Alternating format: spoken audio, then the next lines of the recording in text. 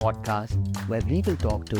Oh, how did I leave you to that? Yes. Without being conscious? Yeah. Okay, got it. Understood. Thank you so much. Thank you, Nate. So glad you're here. Thank you. You want to start again? They were talking. Okay.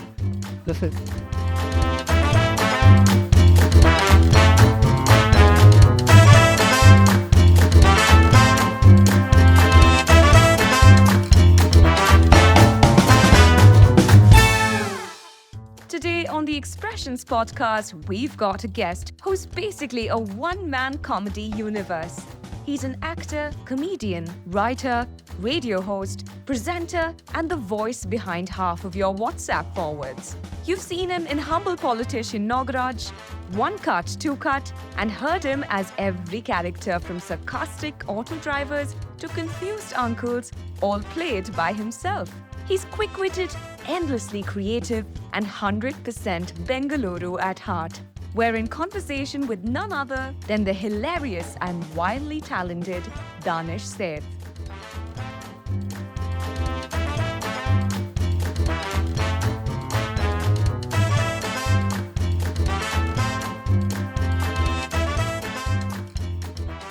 Danish Sait, welcome to Expressions. We're so glad you're here. No pressure, but before you go, we hope to see an alternate personality coming out before our episode ends. Yeah, I guess it'll come out in one of the voices when I'm telling you a story or narrating an incident that's happened to me in my life. Danish, let's go back to your first radio show in Bahrain. You mentioned it took you 6 minutes to get the name right, to get the station right. Yeah. What was going on in your head that time? Performance pressure, anxiety, the fact that I had to do something or the opportunity that was presented to me because I come from a home where we had no choice but to excel as kids. My mom was a single parent, but you know, when you come from circumstances like that, there's a great amount of pressure on you to succeed and do well in life. And like they say, pressure for some people is privilege. I think I ran with that, and when I went to Bahrain and when I was in front of the mic and I knew that I finally had an opportunity to be a performer, an entertainer, a guy who could just talk for a living. It was a huge dream coming true in that moment. And I think I struggled a fair bit there. That was one part of the story.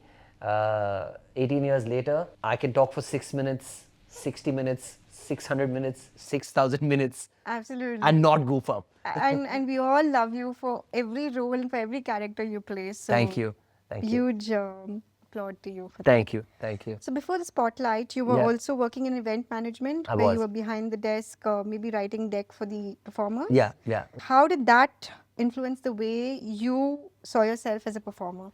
I think a part of my job at the event company that I was working for was making these presentations that go to clients eventually. And, you know, a presentation typically has what the stage is going to look like, what the experience is going to be like, who the artists are going to be, who are going to be performing there. And my job was to essentially put this presentation together. And when I would put up the pictures and recommend artists to perform at these shows, it would kind of pinch me a little bit.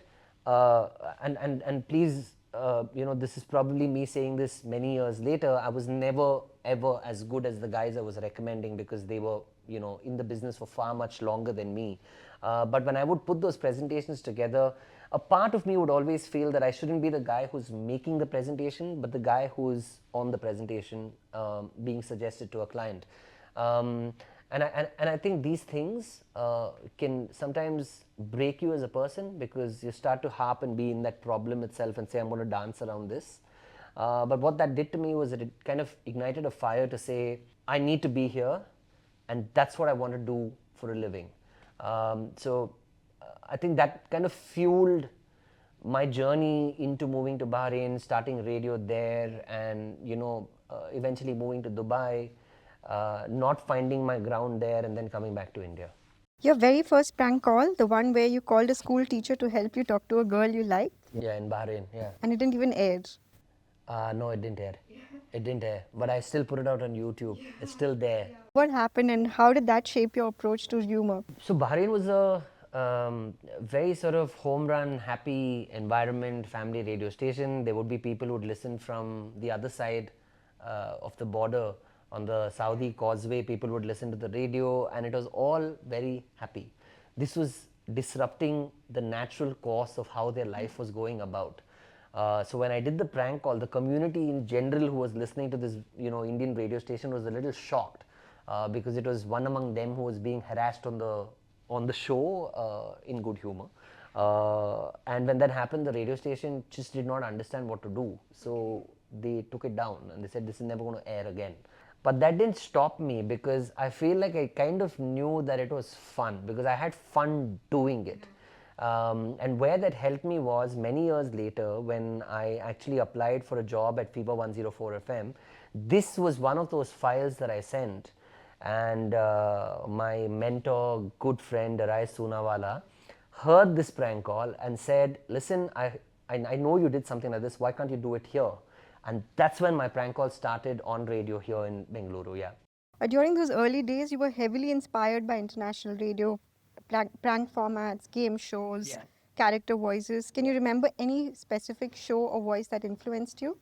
I used to listen to a lot of Kiss FM and essentially look at game formats that they were doing there.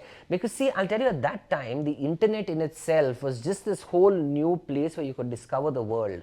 And I realized that international radio stations were streaming online, and it was great fun to just listen to what the medium actually is and what's happening internationally, so that there were games that I could do here with listeners. There were, little segments that I could do, on radio where I was working. So I would just listen there, because I feel like sometimes you only get inspired to do things when you watch other people do it. And I think that it's very important to pick destinations that you want to be at and see how someone got there. There's no harm in learning or borrowing from someone, because I feel like everything in the world is in any which case inspired. I don't think any one of us can say, oh, we're that unique. We're not. So I feel like I kind of picked stuff up from there and then implemented it in my style. Make it your own. Be authentic to yourself. Absolutely. And how did you get so multilingual?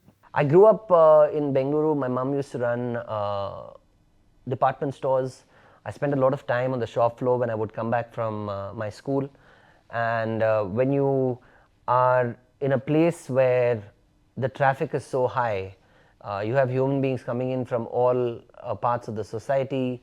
And I'm talking about growing up in the 90s.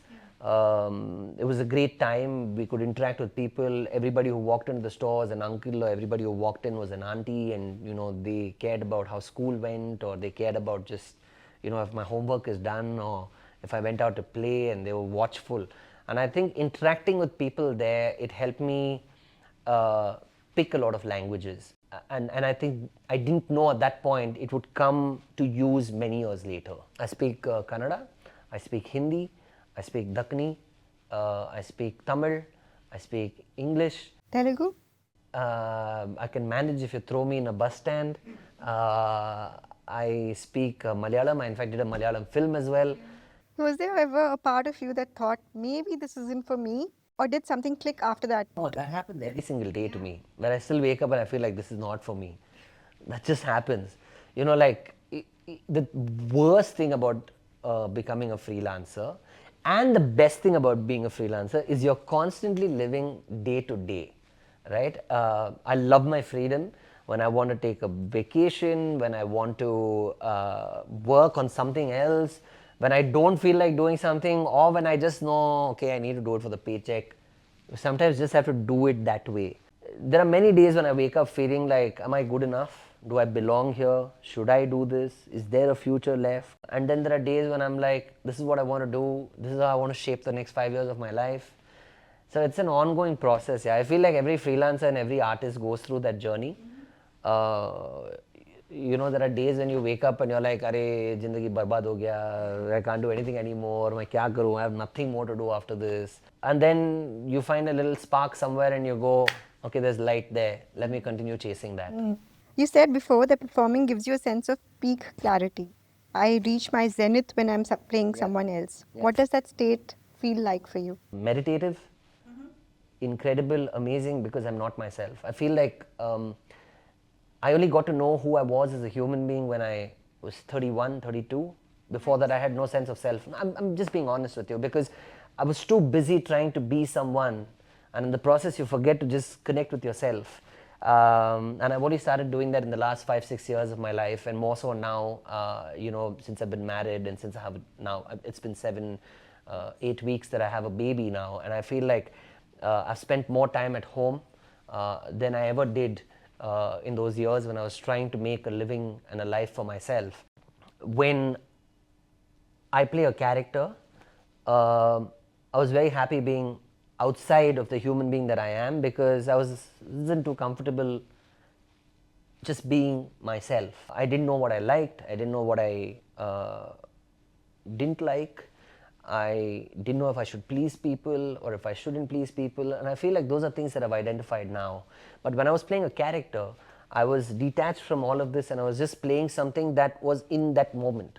When I did a Mr. Nags, I was in that moment for those 15 minutes that we record. When I played a Nagraj in a movie, I was just doing that.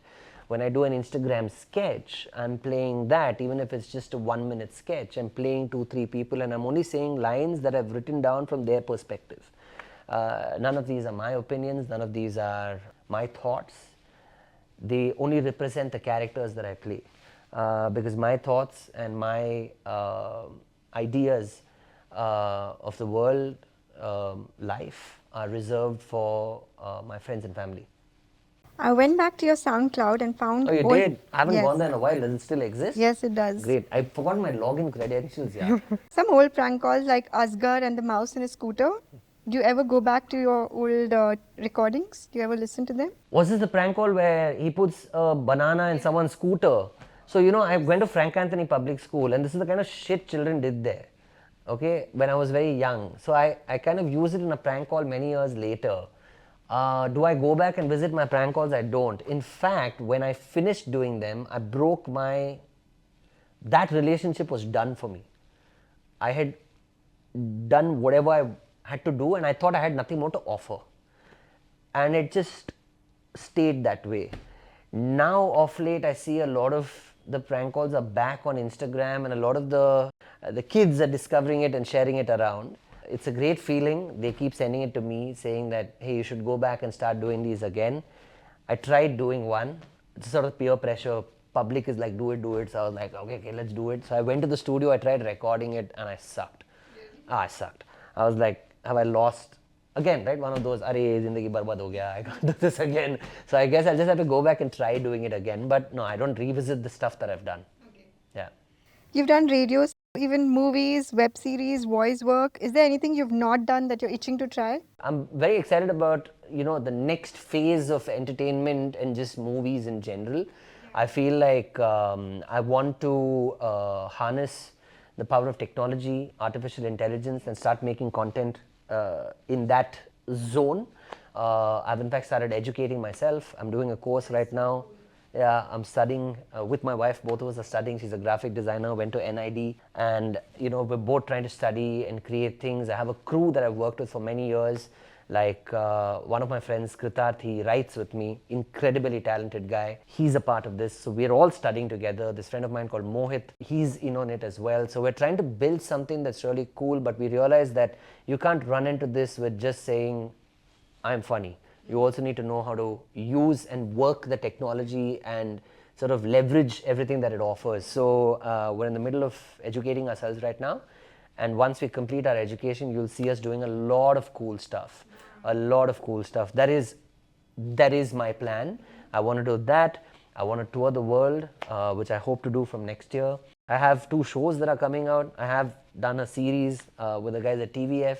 Another series coming out, which I've done with the guys at UN Live, which is about climate change. It's a climate change comedy. That's going to come out at some point. So yeah, so I have a lot of exciting work lined up. Like, I just did a video recently about couples making videos on Instagram, and it's incredible how they capture the moment, right? And I said, I love my wife too, but I just can't get around doing it. I don't know, do you record all the time? Or does the moment happen and you go, let's redo it again? How does that work, right? I'm curious. But when I say that again, I'm just curious. Do what you have to do. Yeah. So acting is something you've dabbed in on stage and screen.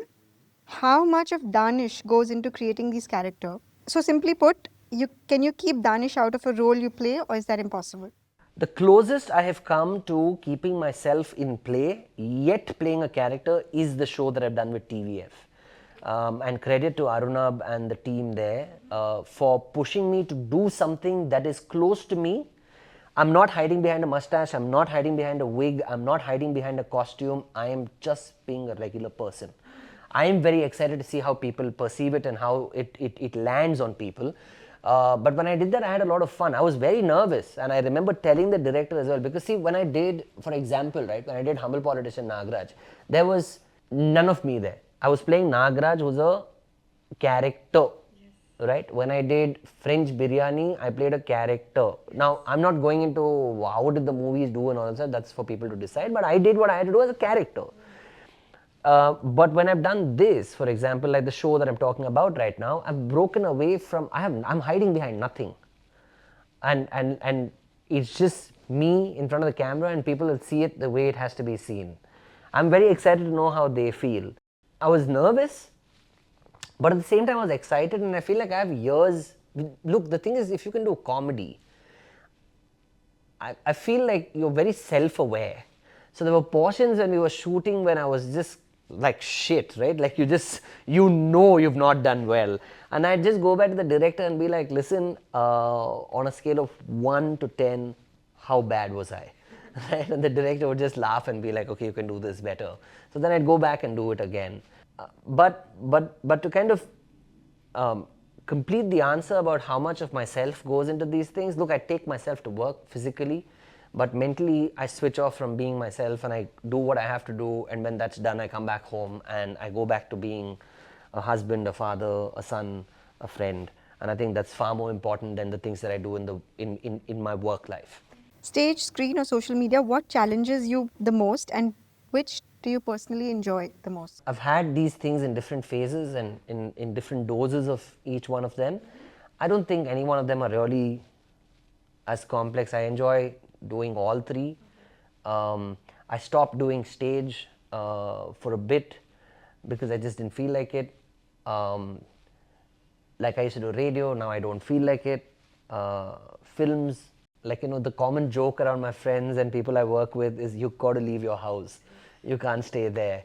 So I mean, I like all these platforms. I like the platforms. I just feel like the internet helps you travel sooner. The internet has contributed a lot more to my career than any of these other things. And I feel like it's the internet, it's the people on the internet, and that's why I say this, right? That we're all products on the internet, and if you're sincere and you're authentic with what you do, then the people will claim stake in your career and your life and make sure that that piece of content travels to different people. I've thought about this very seriously, Neha. For example, I did a movie called Malai Kotai Baliban with Mr. Mohanlal. I thought I acted, boss. Now, I thought whatever, I shaved my head half, shaved my beard half. As much I could act, I acted, okay? And joke, in fact, when I was signed for the film was, I told the director, the great Mr. Lijo Jo's Pelisseri, I said, boss, I don't know if I know so much acting. You sure you've signed the right guy? Like, and he laughed and he said, don't worry, you'll be fine. Movie came out, and I thought before the movie came out, it was a naive mistake. In the entertainment business, you never hedge your bets so much on one thing that you forget doing the other things that you do. I continued to do what I was doing, but I hedged on this and I said, this is going to be the moment where my career goes from being a content creator on the internet to being an actor. Strange fascination. I grew up wanting to be an actor. And somewhere along the way, that dream changed and it became something else. And sometimes you got to let a dream go to catch on to another one. You have to. It's just life, right? I thought it would change everything. The movie came out and I haven't got a call since then, right? And I sat down and I thought about it, because when I do a video on Instagram, I clock 1 million views like this. But with the same thing in films, I'm like, why isn't it working? And I sat down and I spoke to my wife and I said, is it because people like my face and me in a format which is tiny and small, and maybe they just don't like seeing me there? Is it that? Because I don't think there's a drop in effort. I will put in the same amount of effort there as the amount of effort I put in here, right? But why it doesn't work? It's strange, but I haven't found an answer to it. Maybe these are things I tell myself. Sometimes I believe maybe I'm not good enough. I don't know, right? Like, if you've had people who played sports and they're your friends, there are some people, and I know a lot of my friends, who played cricket, junior school, college, etc., etc., and then they had to drop that dream and move on to doing different things because you just don't cut it beyond a certain level. It's the truth, and the sooner you accept that, the faster and better it is for you to move on to do the next thing. But the acting dream is alive. Like I told you, I have a series coming out, I have another series coming out, I've done 2 shows.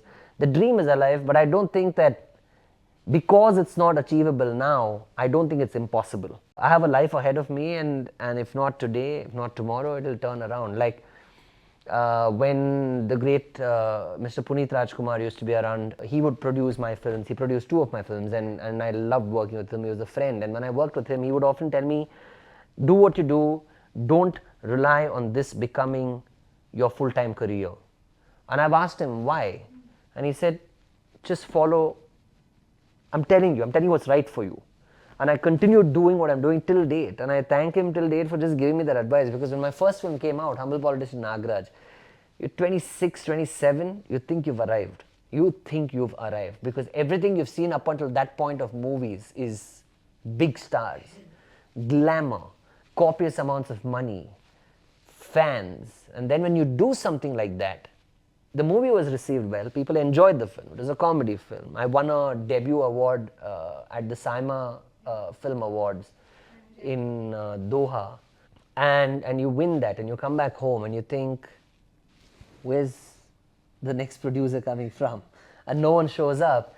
Reality hits you in your face and you're like, okay, maybe I just got to stay at it and keep doing it. The only thing I've learned in this business, in the entertainment business, wake up and keep moving your ass.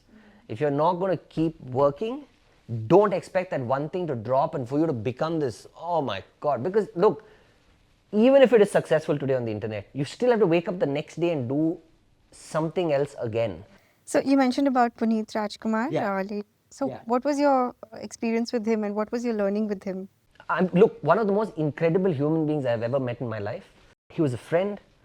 I sincerely loved him. In fact, there were like 14 people at my wedding and he was one of them. We had a great time. He was a lovely man. The family is still very much in touch with me. I still keep in touch with them. There are some people that you meet that you don't even hope and think you would. There have been so many times when I've been in his house and I've literally had to pinch myself and say, am I really in his house? Because I grew up watching him on TV, in films. He's the great Dr. Rajkumar's son. And then to suddenly say, we're friends, you're like, wow, how did that happen? I feel like the one thing that I learned from him that will stay with me for the rest of my life is you got to wake up every morning and keep doing what you do. So can I throw a few wild predictions at you and you tell me if I'm way off or weirdly accurate? Okay? You'll voice an animated character in a Pixar or DreamWorks film, yes or no? Yes, one of my childhood dreams. I've always wanted to make a cartoon, always. And if I can voice it, great. In fact, when Lion King came out and one of these animated films came out, and I know that a lot of them are dubbing in regional languages now. If you are watching, call me. I'm very talented. Okay, next. You'll host a satirical news show in the next 3 years. Never. You'll run for office, but only if you can debate as Asghar. No, but I have considered sometimes, just in jest. I'm currently the president of my building, which is a phenomenal position to have. There are a total number of 5 apartments and I'm the default president. But I have joked and said maybe I should stand for corporative elections. I'm not going to do it, I'm kidding. Most seriously though, do you plan your career moves or are you just saying yes to whatever excites or scares you most in that moment? You can't plan your career. You can't. You just have to stick with it and run with it and good things will happen. Because how much are you going to plan? Yeah, I told you my planning. I thought I'd becoming a star after the movie came out. I waited, nobody came. Then I was like, okay, let me go to make a video again now. Go back to wearing a mustache and making a video on Instagram. That you just have to do what you have to do. Keep it real. There is nothing, there's no world changing thing that's happening. Also, none of us are that important. We're all playing a part. When we are there, people appreciate us. When we're not there, people will move to the next thing. When you come back, they'll be like, oh hey, you're back. That's literally how much it is. How big will the Danish universe of characters get? You keep adding in new characters so often and people seem to love all of them. So what do you feel? How big is going to get? Huge, because I love meeting people, and people are very weird and fascinating. So I like talking to them and then bringing them out somewhere in a video. It's sometimes people, my friends and all hate me sometimes because sometimes I'll just have a conversation without even them knowing. I'll go and do something. Like somebody invited us for a potluck and I ended up doing a whole video on why I hate potluck parties. If you're calling me home, just make food and call me. Why are you asking me to make food and come to your house? And then like each guy is making weird things. One guy made fried rice, one guy made sambar. It's a horrible idea. Just or tell me, I'll fund the meal, right? Just call me home and give me food the way it's supposed to be given to me. With India's content space exploding, what kind of platform or universe would you ideally want to build? A character world, a production house, a satire brand, or something else entirely? Your future plans, basically. I think I'm going to double down on creating content with the available AI tools. I think that's where my heart is right now. My heart and mind are there. And again, right, there are two parts to it. One is harnessing the technology, but the more important part is to have a script and an idea that is strong, which again falls back on the individual who is using these things. So that way I continue to be an artist, but with technical aid, like anybody, right? Today you want to make a film, you got to put a crew together. But tomorrow if I want to do something with this, I still got to write a script and bring the right people together to do this. So I think I'd continue to be an artist in terms of creating worlds, building conversations, building funny sketches, etc., etc. So I'd be creative, but I'd also like to use this. I think that's where my heart and mind is right now. I'd like to double down on that. Also, you've spoken openly about your experience with depression. How did you manage the pressure of needing to be funny or in publicly while going through such a private struggle? Hard, yeah. To be honest with you, humor was my first line of defense. It still is. Okay, so every time something shocking happens, my first reaction is a joke. Okay, and now people around me have understood it. So anywhere, any like sad situation, my first reaction is a joke. So people around me have understood it, but that's actually my way of coping with it. Okay, in terms of my struggle with mental health and then doing what I'm doing right now, look, I think all of us, that's the thing, right? Like all of us have stuff going on in our lives. All of us do. The point is you show up and you do what you have to do and you come back home. And especially the kind of profession that I'm in, I am a performer. My job is to entertain people. And when I go out to do my job, I do my job with the help of different characters. I'm not really playing myself. So it's not on me to roll up and, throw my trauma on other people. My job is to take their trauma away for that 1 minute. I feel like being a person who looks at the world in a slightly strange manner as a comedian, I feel like when you look at it in a strange manner, you start to analyze a lot of things yourself, about people, about things that have happened to you, about conversations that have happened to you, and sometimes you just need a different perspective to your problems. And I feel like I've learned to look at my own life and what I've gone through with a different perspective in order to be at a point today where I blame no one, I have no problem with anyone. I'm very happy with the way my life has panned out so far, and I wouldn't want to change a thing or two about it. Nothing, in fact. What would Danish Sait do in a world without social media? I was so happy. Honestly, I'd be really happy. I don't like being on social media. It's the job that makes me be there, and which is why on my Instagram profile, it's like a workplace. There is none of my personal life there. I probably put out the last picture I put out with my wife was, I don't even remember when. And even then, while putting it up, I'm like, should I, shouldn't I, should I? Like, why do people need to? Nobody cares. I just want to do what I do, and which is why I use Instagram like that. Personally, I genuinely I don't. I use it to consume content from international comedians and artists, etc., because I think there's some great creators around the world, and of course, India is like booming with talent. I like using it for that.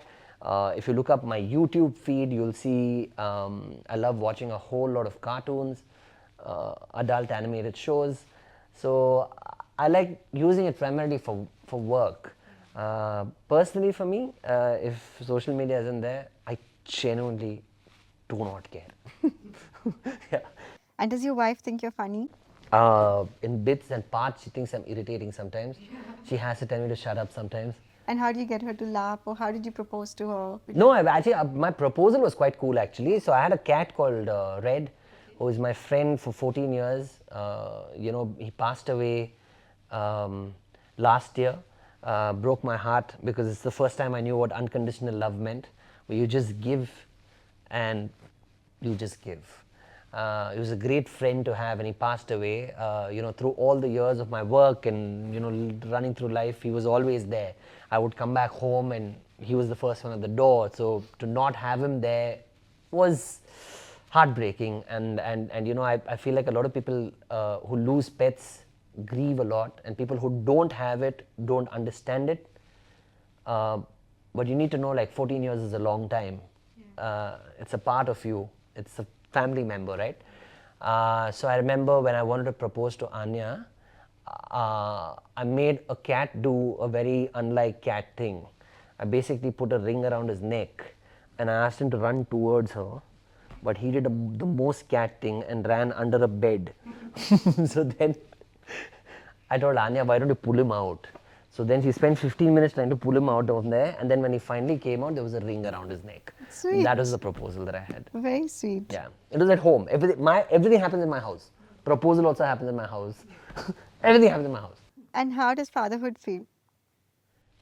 Terrific. I've realized in the last 7-8 weeks that firstly, I had no idea so many topics existed. Then I didn't even know people were debating about a lot of things. I've been clueless. I've been under a rock. Thanks to my wife, she's educating me with these things, besides doing all the heavy lifting that she's doing.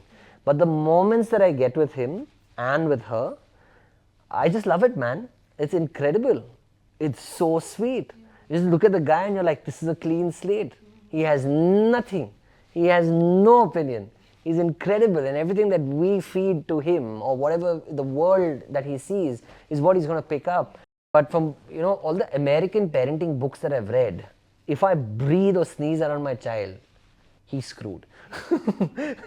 So I kind of rely on books, but I'm very wary of what I pick from there, because I feel like, you know, that everything's so gentle and nimble and, you know, talk softly. And like, you don't know what to do. You're like, oh, okay, where am I right? Where am I wrong? So you're constantly questioning yourself. But doesn't it feel like a huge sense of responsibility? Yeah, I love it. I mean, I was always ready for it. I mean, it's great. I mean, it's just life. You know, it's beautiful that we made that happen. You know, it's incredible. And then you look at that child and you just know that, firstly, I'm very excited about rediscovering the world through his eyes. You know, sometimes we go for holidays to a certain destination and we never go back again because we think, I've seen it. Yeah. He's not seen it. And now when I go back to see these places with him, I'm going to be discovering it through his eyes. And I feel like it's a great phase of life, because everything around you changes. Everything around you looks new. I love freezing myself to sleep. Since he's born, I did not know children feel that cold. I figured it out. I'm without a blanket these days. But you know what I'm saying? Like, you learn things, you rediscover a lot of things, you change things that you think I was comfortable with. Oh no, this is how it is. You realize that no, you're dealing with clay and you're clay yourself. So, you know, both ends need to be molded. How interesting. Did you ever play cricket? Or how keenly do you follow the game? No. I follow a little bit. I feel like there's too much of it happening now. I'm really tired. After IPL, you do 2 months of it and then you're like, no, now enough. Any favorite cricketer? I really liked Michael Bevan when I was growing up. He was just insane because he would never get out. The guy just kept batting, and I actually met Michael Bevan on a yacht in Sydney. I don't know the exact details of how I ended up on that yacht, but I know he was there. He's a really cool guy. I was just like, hi sir, how are you doing, and all that stuff. Very cool guy.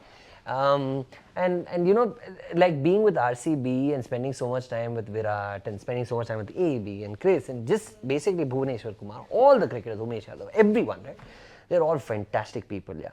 Because what I've realized is, being around sports people, the one thing that I've learned from them and watching them is every ball is an event, and every ball you either succeed or fail. And the amount of time you have to process that failure or the success is seconds. Because as soon as you succeed at doing something, the next ball again is brand new. You got to play it again, and you might fail or succeed again, right? And I love sports people for that, because you realize that you're not as good as what you did before. You're not as bad as what you did before. It is what you do now. So I've learned a lot from them. Just as human beings, they're incredible to watch and learn from. That's really well said. So, was there this one situation where you met someone, you don't have to take their name, and you were immediately sure you want to ace that accent and mimic the person? Oh, 100%. If too many, then any recent one? No, not recent ones. I told you I stopped meeting people. When I was a kid, I did it all the time. Yeah, I was my mother's entertainment. I was my mother's TV. Like, we would pass, somebody would say something, and I'd be like, my mom's like, shh, don't say it out loud. You're very funny, but don't say it out loud. So, you've managed to maintain a fine line between content that's humorous and content that's offensive. Was that a conscious choice? And did you get into any sort of controversy? We've discussed this before, but would you like to share something? Not. I mean, look. I don't know if I've gotten into trouble. Maybe in parts, and I don't expect people to like everything that I do. Certain people might find it offensive. Like, I guilt myself every time I meet a parent who says, "My child loves watching your content," and I know there's so much bad language in there. I feel horrible. Then I go back and do the same thing again. But in that moment, I feel horrible. Don't want to do it, but it happens. I know what to do now. I don't want to offend people. Sincerely, that is not my motive at all, because everybody has their lives. I don't disrupt it for them or for myself. I like to just entertain people. If I can make them laugh, take their mind off for a minute from whatever they do, or for those 5 minutes from what they do, then I think I've done my job well. I managed to keep that fine line and toe that line, but that's because I do my level best to keep it that way. I do my level best, and I might be completely wrong. And that's the thing about comedy, right? The line always gets pulled back, and you suddenly find yourself like, oh shit, I got to walk back like 25 spaces. I don't think anybody's saying things or doing things to offend people, but sometimes there's that line, and you don't know. It's an imaginary line. Like, the line might be different for you, for me, or for the people sitting in this room here. But as a performer, and with what I do, my job is to basically see how far I can push it. How far can I really go? And when I feel unsafe, I come back myself, because I still remember the first time that I hosted. So when Pro Kabaddi League started, I hosted the first season. In fact, the very first episode of Pro Kabaddi League, I was hosting it on TV. And I remember the producer there, a great gentleman. He's still, I'm friends with him. His name is Siddharth Sharma. I remember Sid sir telling me, when in doubt, leave it out. So I still follow that till date. If I'm in doubt, if I have the slightest doubt of will this be perceived wrong, I won't do it. And also, to give you context, right? So look, I did radio with a network, and I feel like when you look, I'm not a guy who started out on social media. When I say that, what I mean is I did traditional media before that, and it kind of turns you and churns you and makes you think and behave in a certain manner. Because what you do is always considered to be something that is going to be consumed by everyone in a family. That is the large assumption. The only thing that I couldn't do on radio was use bad language. Even then I beeped it. Now when I do it, I feel guilty. I'd like to get off it. But you know what I mean? Like, I kind of have a decent enough idea, but I don't have the idea again. It's a very difficult question to answer. You don't want to offend people. But when you do it, you either know you're doing it and you own it up. But experience counts. So if you're saying that you've had this thing, so I'm sure. Look, there's no backtracking. When you do something, you stick by it. Like, if you don't back your own stuff, who's going to back it? You need to know what you're saying, which is why every line that I say on a video of mine is measured. It's measured. I write it, I rewrite it, I run it past 10 of my friends. People who have a conscience and I think understand where society is, because there's that saying, right? Like, read the room. I feel like sometimes if I fail to read the room, I have enough people around me who know how to read the room, and I run it past 10 people before I record it. After I record it, edit it, I again send it back to the same 10 people and then I upload it. So I do my own little due diligence. It seems okay for now. I don't know 5 years later if this will feel all offensive and people will just draw the line back. And at that point, I'll just have to say, I'm sorry, I did it 10 years ago. Yeah. True or false? The most fun edition. You once got out of traffic fine in Bangalore by pretending to be your own character on the phone with the cop. Yes or no? No, but I do have a very funny story with it. I know it's rapid fire, but can I tell you the story? It's really funny. I was driving once, this is the days when I used to smoke a cigarette in one hand, mobile phone in the other. I'm driving down St. Mark's Road. I'm steering with my legs like this, okay? And the cop catches me right outside Bishop Cotton's Girls and says, like, he was shocked. How are you driving, Yasmin? Even I knew I was at fault there. So I immediately cut the call, threw the cigarette down. I said, sir, I'm really sorry. He said, do you mind paying the fine for what you've done? I said, no, not at all. Please fine me. I promise you I will never do it again. Yeah, it's happened. So I was honest, I paid the fine, but I'd never misuse that. Never. So you once went on stage thinking you were emceeing a wedding only to find out it was a corporate product launch. True or false? False, but I have done a corporate show for a company in somewhere in, I think it was in Bangkok. We came back and I forgot that it was the same company because I don't remember people's faces, nothing. So I came back and I did the same thing again with them. And the audience also very sweetly did. Then I went backstage and I recognized two guys. I said, what are you guys doing here? Changed company so soon. They said, no, it's the same company. They called you back and you've done the same thing all over again. I said, oh shit, I'm so sorry. I apologize. Yeah. The voice of Asghar was originally inspired by a building's watchman and a taxi driver you once met in Mumbai. True or false? It was actually at the Bengaluru airport. You once had to dub over your own film scene because you were laughing too hard during the original take. True or false? But I did have to dub, but I have. Yeah, I've dubbed. Yeah. Humble politician done that. Even the Malayalam, it makes the acting better. Sometimes you've said so badly you've done there, then you have to emote with the dialogue then. I've done that. Yeah. You've never actually met the characters you've impersonated, but you just made them up in your head. No, I've met versions of each and every person. You once considered quitting comedy to become a full-time cricket commentator. True or no? No, in fact I did. I'll tell you, I did. That thing where you stand on the ground and... No, I never wanted to quit. Never. I never quit comedy, never. I have been in a situation though where I've been a presenter where you have to ask like, oh, so the experts are there and like, so what is the pitch and all that. I was so bored doing that. That's the first time I did it and the last time I did it. I can't do this. Your mum once grounded you after hearing one of your prank calls on radio. True or My mum has called me and said, never do that again to someone. Yeah, she has. You've taken inspiration for characters from random Uber drivers and sometimes even reuse the driver's name. True or false? Never reuse the name, but inspiration, yes. Okay. Your dream is to voice a villain in a Disney film, but only if he's a failed politician from Basavanagudi. No, I'll do anything at Disney. Thank you very much. That's it. So much fun. Oh, thank you very much. I appreciate the opportunity. Thank you very much. And that's a wrap with the unstoppable Danish Sait, comedian, creator, and chaos connoisseur. If you laughed, nodded, or wondered, wait, was this his real voice? Share this episode. Thank you for listening to the Expressions podcast by the New Indian Express.